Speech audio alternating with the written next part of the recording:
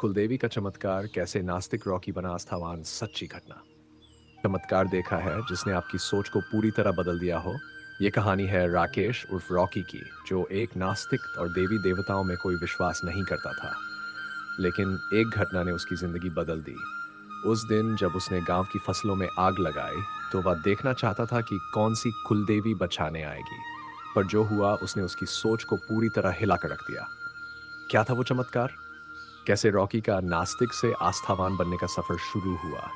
जानने के लिए वीडियो अंत तक जरूर देखें और हमारे चैनल को सब्सक्राइब करें, ताकि आप और भी ऐसी अद्भुत कहानियां देख सकें। चैनल को सब्सक्राइब करें ताकि आप और भी ऐसी अद्भुत कहानियां देख सकें। अब कहानी का असली रहस्य जानने के लिए वीडियो देखना न भूलें। कुलदेवी की महिमा, एक नास्तिक से आस्थावान बनने की यात्रा। ये कहानी एक युवा नास्तिक लड़के राकेश की है, जिसने अपना नाम बदलकर रॉकी रख लिया था। वह अपने गांव से दूर शहर में नाच गाने और शराब में डूबी जिंदगी जी रहा था। दिन रात रंगीन दुनिया में खोए रहने के बावजूद रॉकी अंदर से खालीपन महसूस करने लगा। शोरगुल से दूर जाने की चाह में उसने अपने पैतृक गांव में कुछ समय बिताने का निर्णय लिया। रॉकी के माता पिता के गुजर जाने के बाद वह अकेला हो गया था और अब अपने दादा के पुराने घर में वापस लौटने का फैसला करता है। गांव पहुंचते ही उसकी नजर एक बरगद के पेड़ पर जाती है, जहां गांव वाले पूजा कर रहे होते हैं। रॉकी को यह सब पुरानी और बेकार की मान्यताएं लगती हैं। गांव पहुंचकर वह अपने दादा के घर को देखता है, जो अब जर्जर हो चुका है। वह थोड़ी सफाई करता है और वहां रहने लगता है। एक दिन रॉकी को गांव के एक बुजुर्ग से पता चलता है कि उस बरगद के पेड़ के नीचे गांव की कुलदेवी की पूजा होती है, जो गांव की रक्षा करती है और खुशहाली लाती है। रॉकी यह सब सुनकर हंसता है और इसे अंधविश्वास मानता है। बुजुर्ग की बातें उसे बेकार लगती है और वह गांव की इन मान्यताओं की पोल खोलने की ठान लेता है।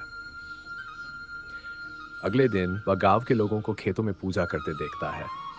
विरोध के जज्बे से भरकर वह खेतों में आग लगाने का फैसला करता है, ताकि देख सके कि कौन सी देवी आकर खेतों को बचाती है।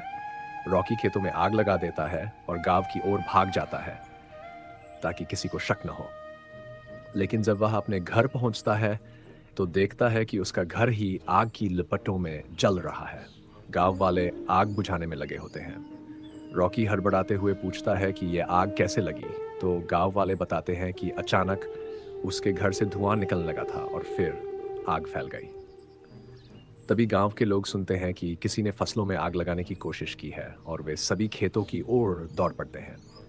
रॉकी भी उनके साथ खेतों की तरफ जाता है, लेकिन जब वह वहां पहुंचता है तो देखता है कि आग सिर्फ फसल के किनारे तक ही बढ़ी थी और बाकी फसलें सुरक्षित थीं। रॉकी समझ जाता है कि यह कुलदेवी का चमत्कार था, जिसने उसकी गलती के बावजूद गांव की फसलों की रक्षा की। वह बुजुर्ग के पास जाकर अपने किए की माफी मांगता है और गांव वालों से माफी पाता है।